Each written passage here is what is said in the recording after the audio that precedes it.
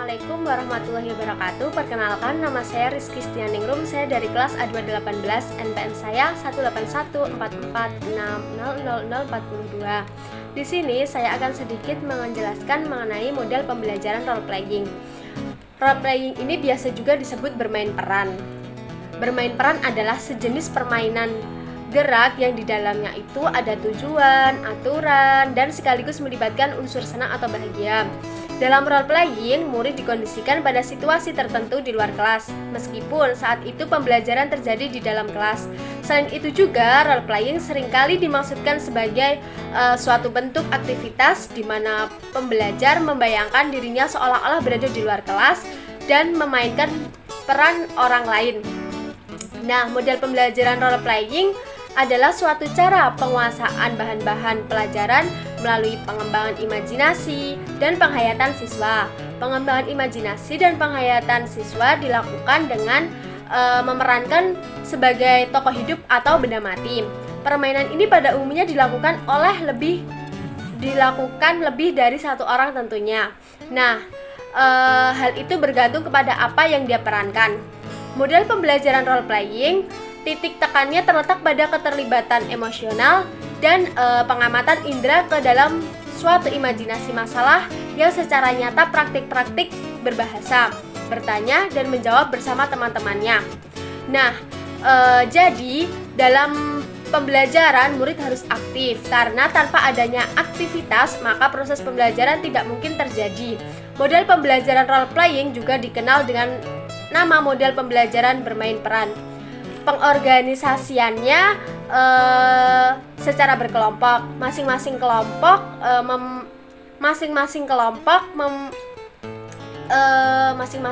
kelompok itu memperagakan atau menampilkan skenario yang telah disiapkan guru. Seperti itu. Langkah dari model role playing yaitu yang pertama, guru menyusun atau menyiapkan skenario yang akan disampaikan atau yang akan ditampilkan. Yang kedua yaitu menunjuk beberapa siswa untuk mempelajari skenario dalam beberapa hari sebelum pelaksanaan model pembelajaran ini dilakukan. Yang ketiga, guru membentuk kelompok siswa yang anggotanya 5 orang. Yang keempat, memberikan penjelasan tentang kompetensi yang ingin dicapai. Yang kelima, memanggil para siswa yang sudah ditunjuk untuk melakonkan skenario yang sudah disiapkan. Yang keenam, masing-masing siswa berada di kelompoknya sambil mengamati skenario yang sedang diperagakan. Yang ketujuh, setelah selesai ditampilkan, masing-masing siswa diberikan lembar kerja untuk membahas atau memberi penilaian atas penampilan masing-masing kelompok. Nah, yang ke-8, masing-masing kelompok menyampaikan hasil kesimpulannya.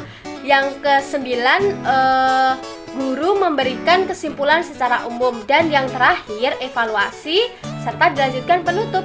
Yang selanjutnya yaitu keunggulan model role playing.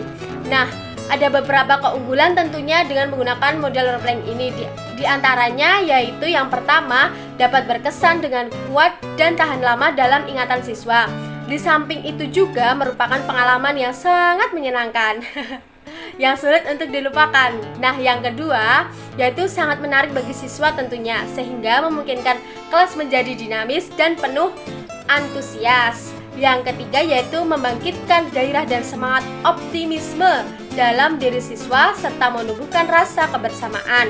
Ya, dan yang keempat yaitu siswa dapat terjun langsung untuk memerankan sesuatu yang akan dibahas dalam proses belajar itu sendiri. Nah, yang selanjutnya yaitu kelemahan dari model role playing. Tadi kita sudah membahas pengertian, langkah-langkah, keunggulan, dan pasti tentunya ada kelemahannya. Di antaranya yaitu yang pertama, bermain peran memakan waktu yang cukup banyak. Nah, yang kedua, siswa sering mengalami kesulitan untuk memerankan peran secara baik, khususnya jika mereka tidak diarahkan atau tidak ditugasi dengan baik. Siswa perlu mengenal dengan baik apa yang akan diperankannya. Jadi siswa itu masih sulit dalam menggunakan peran tersebut. Yang selanjutnya yaitu bermain peran tidak akan berjalan dengan bermain peran tidak akan berjalan dengan baik jika suasana kelas tidak mendukung. Yang selanjutnya yaitu jika siswa tidak dipersiapkan dengan baik, ada kemungkinan mereka tidak akan melakukan model pembelajaran itu secara sungguh-sungguh. Yang selanjutnya yaitu tidak semua materi pembelajaran dapat disajikan melalui metode ini, karena masih ada banyak metode lain yang dapat menunjang pembelajaran lain. Jadi tidak semuanya menggunakan metode pembelajaran ini. Cukup sekian dari saya, kurang dan lebihnya saya mohon maaf. Saya cukupkan sekian. Wassalamualaikum warahmatullahi wabarakatuh.